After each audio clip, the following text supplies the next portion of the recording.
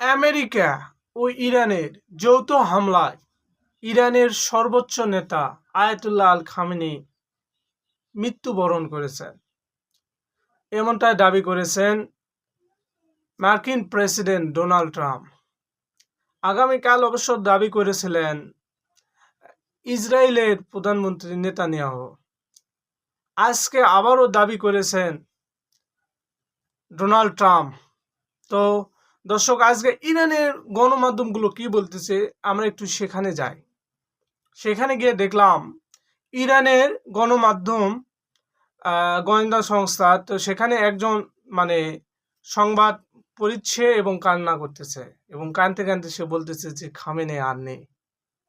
তো এখানে আরেকটু আমি শুনলাম যে খামেনি কালকে শনিবার যে হামলাটা হয়েছে সে হামলাতেই খামেনি নিহত হয়েছে। তো এখানে আরো কিছু আমি জানলাম, খামেনির সাথে সাথে খামেনির মেয়ে, নাতি, তারপর মেয়ে জামাই এরাও মৃত্যুবরণ করেন।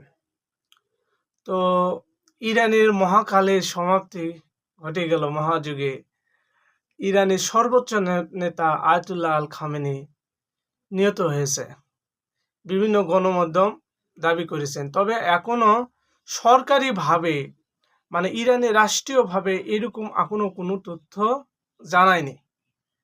ঘটনা এখন বেসরকারি বিভিন্ন সংবাদ মাধ্যম জানিয়েছে, এমনকি ইরানের সংবাদ মাধ্যমও জানাছে, তবে রাষ্ট্রীয়ভাবে এখনো কোনো কিছু জানানো হয়নি। এর আগে মাসুদ ইরানের প্রেসিডেন্ট মাসুদ পেজেশকিয়ান বলেছেন যে ইরানের সর্বোচ্চ নেতা আল খামেনি বেঁচে আছেন এবং তিনি একটা ভাষণ দেবে, তবে এখনো তিনি কোনো এরকম ভাষণ দেয়নি।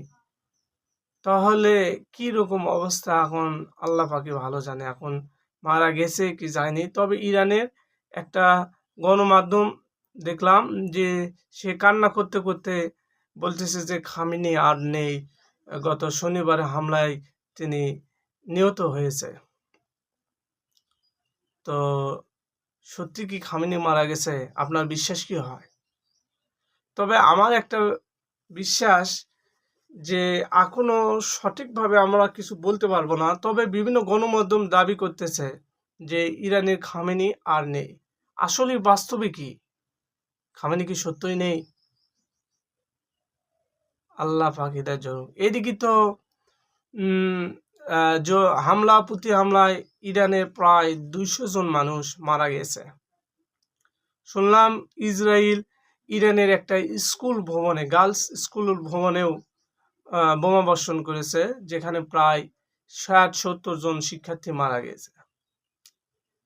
বিশ্ব আজ কোন দিকে যাচ্ছে? সত্যি কি তৃতীয় বিশ্বযুদ্ধের দিকে যাচ্ছে? আল্লাহ সবাইকে হেফাজত করুক। ধন্যবাদ। আসসালামু আলাইকুম।